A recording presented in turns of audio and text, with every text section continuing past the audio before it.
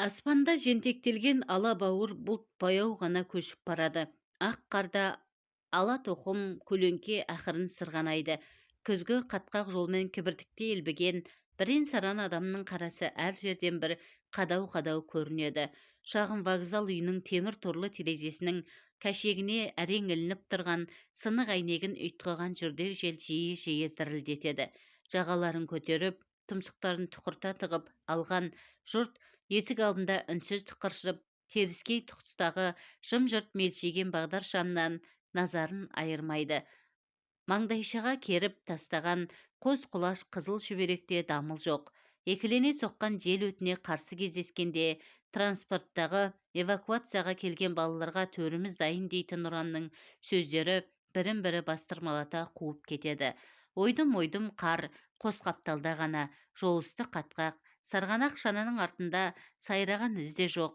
Төрт тұяқ, екі аяқ құм жалаған қаққаққа дүңк-дүңк тиеді. Аттың да адамның да бастары төмен тұқырып, шытынаған табан жолға көз байлап қалыпты.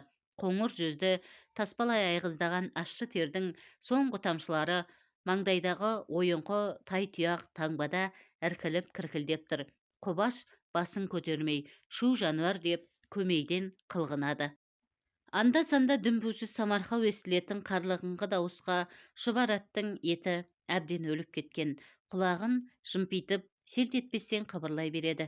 Кейде резеңке ұшын бишік оқ жыландай ысқыра атылып, сарт етіп сауырына тигенде кеудесін созып, бөксесін сүмпитіп мықшыңдай қалады. Шұбар қандай шабан болса, атшы сондай көнбіс. Шұбардың оқта текте желгенін, атшының зәуде бір желгенін ауылдастан көрген жан жоқ шығар. Бірақ жануарда шаршау болмайды, айдаушысында тоқтау болмайды. Таңертең көрсең де осы мимырт сылбыр жүріс, түсте де сол, кешке де осынау бір сарынды дағдылы ілбу. Шұбары кісінемейді, Құбаш сөйлемейді. Шағын қыстақтың ана шетінен де, мына шетінде де сықырлаған ат шананы кездестіріп қаласың. Бірде көмір түсіріп жүреді, бірде шөп тасып жүреді. Кешке ат қораға Құбаш шаршап қайтады. Шұбар болдырып оралады. Ала көбеден ат пен адам тағы қыбырлайды. Айтшы жануар, сығырайған көзді жұтып жіберген жалпақ бетте ызғар жоқ. Әдеттегідей резеңке бейшік те беймезгіл сартылдамайды. Қисық сабаудан жасаған қысқа сабын жастанып, қарала жыландай қыбырсыз ирелеңдеп, қорап толы көмірдің үстінде жатыр. Кенет құлақ түбінен оқыс шу шықты. Құбаш селк етіп басын көтеріп алды. Ортада қаршадай бала қақшиып тұр. 7-8 шамасында, шарасы жасқа толған шөлмек көзін бір төңкеріп, кірпік ұшынан жасыл тамшыны сілкіп жіберді. Артынша қайғыны көк шеккен ересек қараспен жалт қарады да, бала ауыр күрсінді. Бір түрлі оғаш, кекселік күрсініс көргендіктен бе, Құбаш қабағын дүмпүйте түйіп жалма-жан жанарын тайдырып әкетті. Бір-біріне иық тірестіре іркес-тіркес жапсарласа салынған ұзын барақтың шетінде ауласында дегбірі қашып несіп жан тұр. Қара торы келіншек. Бұлт арасынан анда-санда бір сағалап қалатын шұнақ күн көкжиекке еңкейген сайын жолға сүзіле қарап тықыршып қояды. Бір кез үйге кіріп кетіп еді, іле тостағын көтеріп шығып, тауық қораға барып жем шашты. Шіп-шіп-шіп. Осы қораздың басын қағып алар ма еді? Мешкей аумаған сәрсен шіп-шіп-шіп. Дәл сол сәтте шанасының табанын құяң аурудың ойбайындай сарнатып, Құбаш жақындады, ыржиып күлді. Несіпжан тостағанды төсіне басып алып қарсы ұмтылды. Айналып кетейін қайным-ау, сені тоса-тоса екі көзім төрт болды ғой. Түс болмай әкелем дегенің қайда? Міне, кеште жетті. Үй болса азынаптыр. Әскер семьясына жандарың ашымайды-ау. Айдасаң шатыңдай, екеуіңді келістіріп қосқан екен, Құдай екен. Құбаш үндеген жоқ. Үнсіз қимылдап көмірді түсірді. Үнсіз жүріп көмірді отын қораға үйді. Үнсіз жүріп жұмысын тындырды. Содан соң елтілі тықырланған құлақшынын шешіп, алақанымен бу шыққан маңдайын бетін сүртті.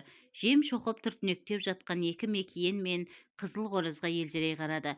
Несіпжан үйден күлімсіреп шықты. Екі қолын қос өңіріне үйкеп-үйкеп жіберді.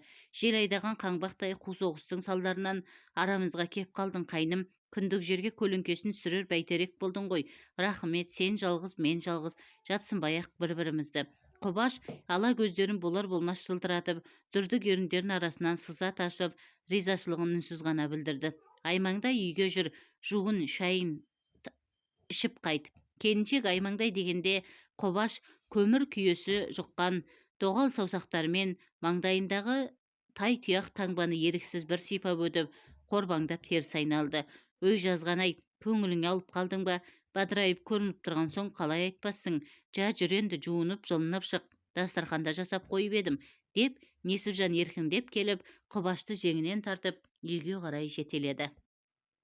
Ауыз үй, төр үй, шапшағын тап-тинақтай, басы артық дүние жоқ. Бар болса ендігі 1 пұт 1,5 пұт астыққа әлдеқашан айырбас салып кеткен. Шешін, су жылытып қойдым, жақсылап жуынып ал. Несіпжан Құбаштың еркіне қоймай күпәйкесін шешіп шеге келді. Едендегі шүмегі сәңкиген жез құманды лып көтеріп, оттықтың аузындағы қаңылтыр легенге апарып саусағымен тамызып көрді де, кел, құйып жіберейін деді. Су қап-қара бояудай сорғалап жатыр. Күйе кетер емес, тоқтай тұршы. Келіншек құманды жерге қоя салып, жұқа шыт көйлектен буылтақтана шерткен толық денесін ойнақшытып барып, ескі әбдіресін сыңғырлата ашып, орамалға түйіп қойған көк жұбар сабынына келді. Құбаш кірпіштерін қайшылап, басын шайқады. Үнсіз жымиып, қазандықтың желкесінде тұрған сахардың асықтай алқындысын қол созды. Бет-аузын күйе мен кірден тазалаған соң, күреңіте жарқырап әжептәуір ажарланып шыға келді. Ортасы дөңес біткен, үлкен мұрын, етті ерін еркекке тән қажырлылық айғағындай сезіліп, келіншек жанарын өзіне тарта берді. Қиық көздердің қысыңқылығы, жалпақ беттің шығыңқылығы сірә сезілмейтін тәрізді. Ат ерінді, ер мұрынды дегендей өзің тәуір жігіт екенсің, аймаңдай, деп Несіпжан сақинасына сиқыр қондырғандай саусақтарын жабырлатып әкеліп, қонағының қарыннан бұрап шымшып қалды да, әуенділігі әнге бергісіз сылқ-сылқ күлкіге басты. Құбаш екі аяғын кезек сілкіп, пимасын тастап төрге озды. Екеуі дастарханның екі шетіне жайғасты. Келіншек көк астынан Құбашқа жиі қарайды. Bir кезде Несіпжан орнынан атып тұрды. Әй, өзің шынымен-ақ жігіт боп қапсың. Сол-ақ екен, тықыршыған құлын дене барлық қимылымен сөйлеп кетті. Кесе келе жатқанда толық мықын былық-былық билейді. Еңкейе түсіп шай құйғанда тіп-тік қосанар дірілдеді. Қысқа жең көйлектен оза шығып, жалаңаштана жарқ еткен жұмыр білек сөйлейді. Кішкене әппақ құлақтардың үзбелі сырғасы сыбырлады. Ештеңені аңғармай, аш шаулықтың үстіне шашырап жатқан күрең қоңыр бауырсақтарды екі ұртына кезек тоғытып отырған Құбаштың бүйірінен Несіпжан аямай шымшып алды. Құбаш жалт қарады. Сұғанақ қол тоқтады. Аузына апара берген кесесі кідірді. Көз тайқып кетті. Бұрылар емес. Бұрқ етіп маңдайдан суық тер атылды. Қосылып ағып әлгі кесек тамшылары тай тұяққа кілкіп тұрақтады. Тұрып-тұрып төмен қарай лап берді. Келіншек бұрала басып барып, сыңғырлауға әбдіресін тағақтарды. Bir құлаш түкті орамалды суырып алып, екі шетінен салмақтай ұстай тұрып, ұланның маңдайын бетін сүртті. Елжіреп, еркелетіп сүртті. Bir кез Несіпжан кеудеден толқында бытқыған ып-ыстық демімен шарпып өтті. Қос бұрымның жас баланың білегіндей толық өрімі алдына сұлап, биік төстен ақырын сусып келіп Құбаштың дуылдаған бетіне тиді. Шаш тигенде қытығы келді. Жұпар сабынның иісі ме, қолаң шаштың өзіне ғана тән жұпары ма, танауды әлдебір аңсар қытықтады. Ештемеңнің байыбына барған жоқ. Қолын дірілдете созып, қос мойынның жұмыр доғасын айқара құшақтады. Етті келген добал ерін икемсіз жыбырлап, оймақта ерінге жармасты. Ерінгерін жабысқанда Құбаш шалқалап, құлап бара жатты. Құлап бара жатып төсіне қос үшкілмен томпиып тиген ыстық кеуденің алуан қызуын сезді. Сол ыстық кеуде дүрс-дүрс соғып аттандап жатқандай, жоқ, сол ыстық кеуде дүрс-дүрс соғып қуанып жатқандай, құмарланып жатқандай. Құбаш сасқалақтап тізесін бүккенде, жалаң аяғы жалаңаш балтырға тиді. Жалаңаш балтырды сезінгенде, өн бойында лапылдап, от, өрт жүгірді. Келіншектің оң қолы дірілдеп, жайлап төмен сырғыды. Қол қозғалғанда, Құбаш дір етіп есін жиды. Жыбырлап қана, түртінектеген дәрменсіз қолды қағып жіберіп, жауырыннан көтеріп, келіншектің үстінен аударып тастады. Біртүрлі таңырқағандай состия қарап қалып, орнынан жалма-жан ұшып тұрды. Белдігінің темір айылбасын қос алақанмен шеңгелдей бүрді. Несіпжан аппақ мойнын аққудай иіп теріс айналды. Тізерлеп отырған күйі, бүйірі қабысып, иығы селкілдеп үнсіз жылады.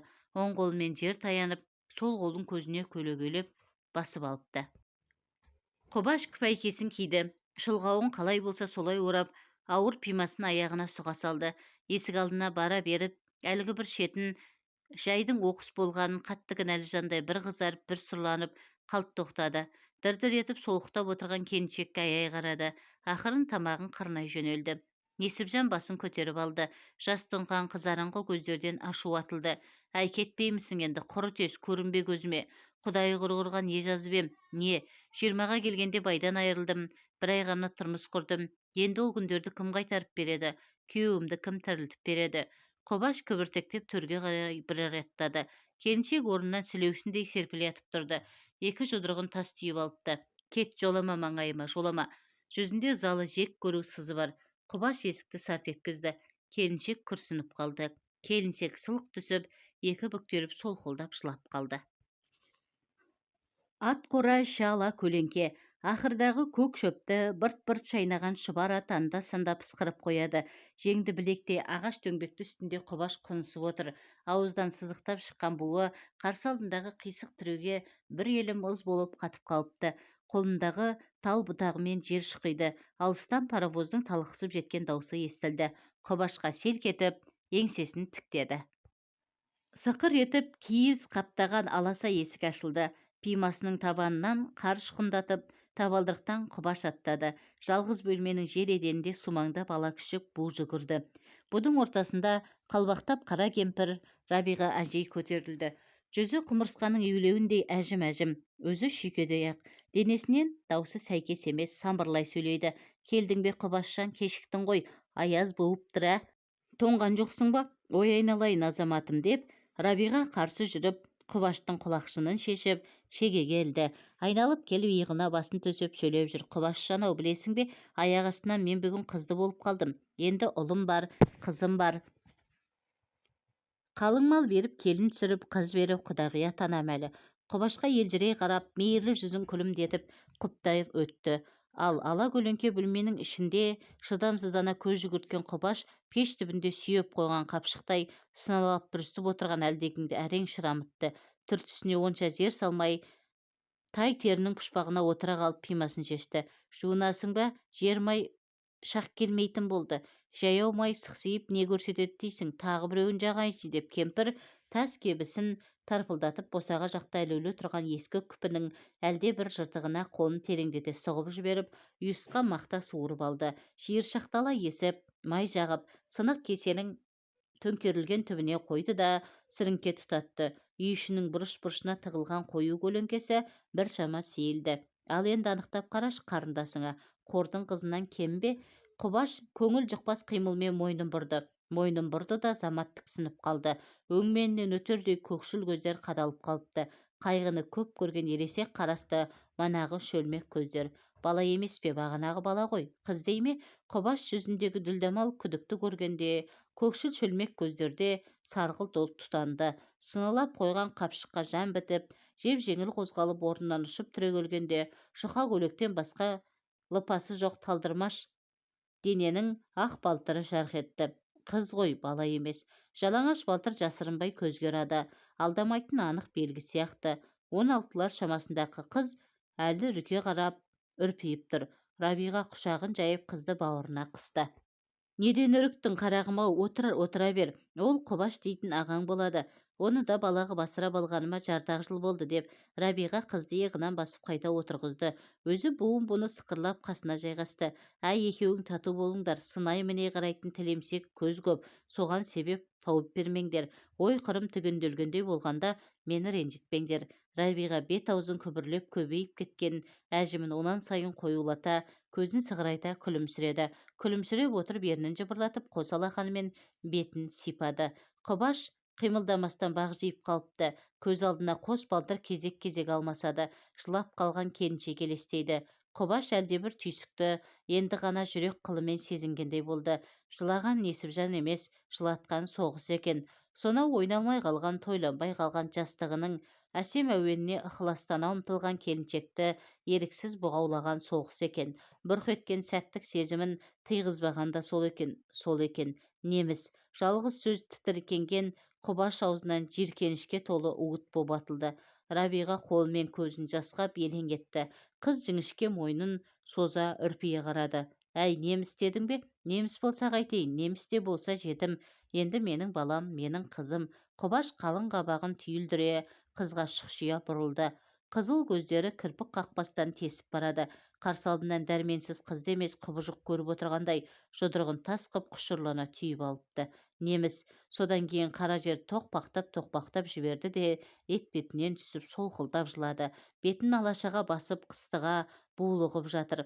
Екі иығы селк-селк етеді. Жылап жатыр, кіжініп жатыр. Үнсіз жанның уайымы еленбейтін, іште туып іште өлетін.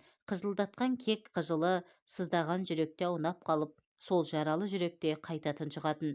6 айдан бері көз алдында алғаш рет ағыл-тегіл еңіреп, шарт-шұрт ашынған Құбашты көргенде Рабиға да бой-бой босады.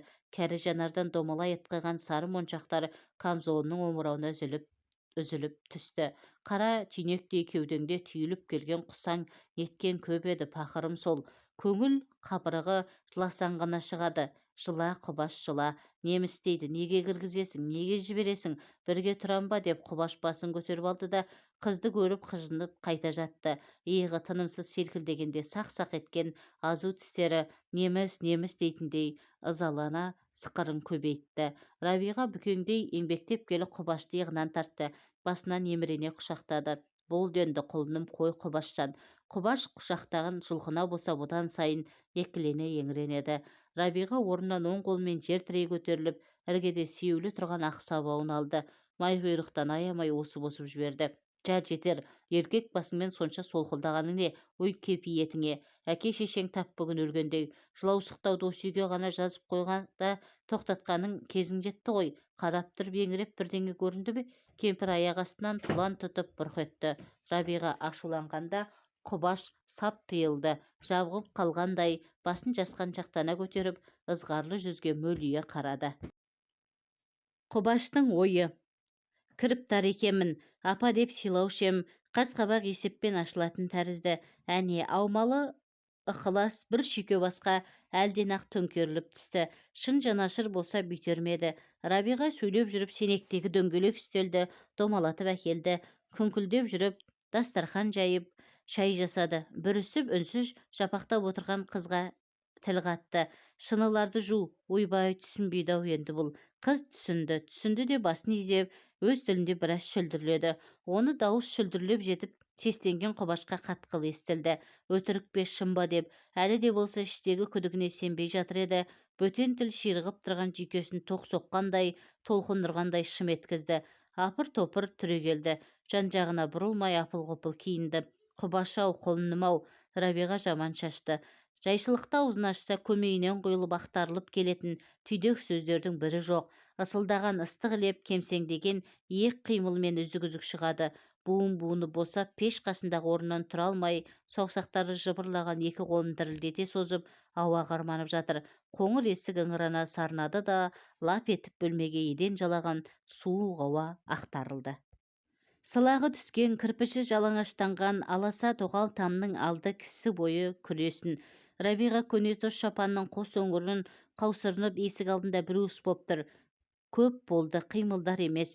Шыңылтыр күннің бет жалаған зілді ызғары бар. Тіссіз иек сақылдауға шамасы келмей, әлсіз ғана дір-дір етеді. Ауыр өксікпен тереңнен солқылдап жеткен ұзақ күрсініс бір құшақ ауаны ауыздан бұрқ-бұрқ атты. Рабиға көзін сығырайтып, иығын қушитып, ат қора жаққа қарады. Нұрсыз жанар көрмей тұрау деген күдік оралды ма, иілуден қалған саусақтарын әрең қосып, маңдайынан күркелеп төсеп, күн салып тағы қадалды. Құлдыраған көзден ып-ыстық жас ыршыды. Сұқ саусақ шыланған кірпікті сипап өтіп кідірместен өңірге сүңгіп кетті.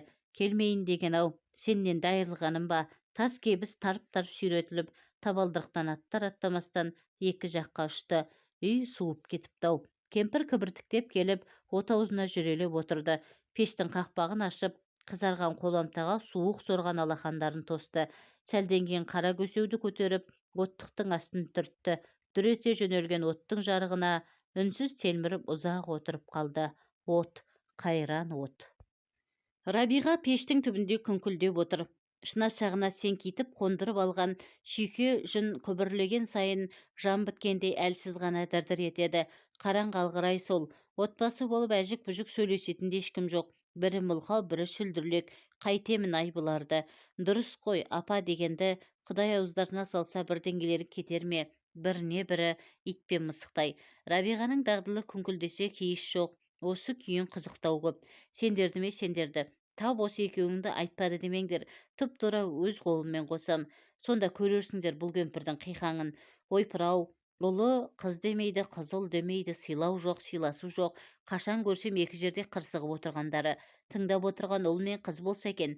Бірі пима табандап, сабын жаққан кендір жіпті құлаштап тартса, Лиза, Эльза қос уыс қожа бидай салынған кетік тостағанды қасына қойып алып, қол диірменді баяу айналдырады. Әй, неге үндемейсіңдер? Тіл ауыздарың байланып қалған ба? Қараң қалғырай. Кемпір үзіліп кеткен жібін қайтадан жалғап, ұршықты оң жамбасына салып бір нұқып айналдырып жібереді. Лизау, сенікі де дұрыс бір есептен. Қарамаса қарама, сол шіріктен түк шықпайды. Манадан ләм деп жақ жазды ма? Бұл несі бұл? Үндемес, ойнағаннан саусыңдар ма өздерің? Бір ауық шүйіркелесіп, мауқымды басайын десем, тырс етпейсіңдер. Түн буып тұр. Құбаш әлденеден оянып кетті. Сол қолы ауырлап үйіп қалыпты. Сөйтсе білегі Эльзаның астында жатыр. Тарта беріп кілт тоқтады. Демін ішінен алды. Эльза баяу тыныстайды. Бет-аузынан шіртерленген әлсіз сәуле шашырайды. Үй іші ала көлеңке. Бір кез Рабиға ұйқысырады. Ап-анық тәубе деді. Құбаш жайлап қана Эльзаға бетін бұрды. Сызық сызат түспеген әппақ маңдайды көрді. Көз жұмылыпты. Ұзын кірпіктері қос сызық боп шымдасып жатыр. Жұқа ерін сәл ашылыпты. Саңылауланып, ақ тістерді нобайы білінеді. Жүзінде еркелік реңі бар. Ұйықтай берсін, ұйықтасын, шаршаған шығар. Аунаған кезде қолымды босатармын. Эльза да өзінше ұйқысырады. Екеуінің үстіне жапқан жалғыз шапанды серпіп ашып тастады. Тамсанды. Құбаш оң қолын созып шапанды бүре ұстады. Кенет жанары тұрақтамай тайқып кетті. Ұрланып қайта бұрылды. Арық иықты көрді. Бұғана сүйегі шығыңқы, омырауы ашық қалыпты. Ашық омыраудан томпақ жарты шеңбері шалынды.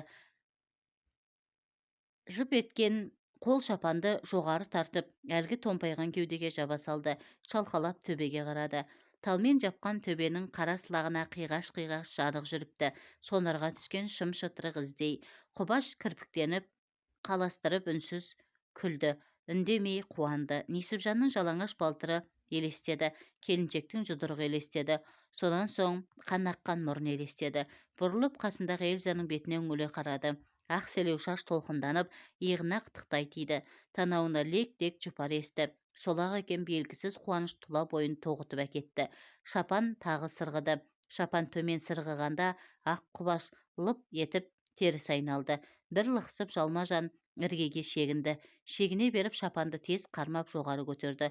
Асыққан қол томпақ төске абайсызда тиіп кетті. От қарығандай жұлып алғанда алақан сыртқы қабырғаға қатты соғылды. Тез-тез қимылдап, үстіндегі шапанның өңірін қыз бен екі араға жұмарлап, бүктеп кәдімгідей шекара жасады.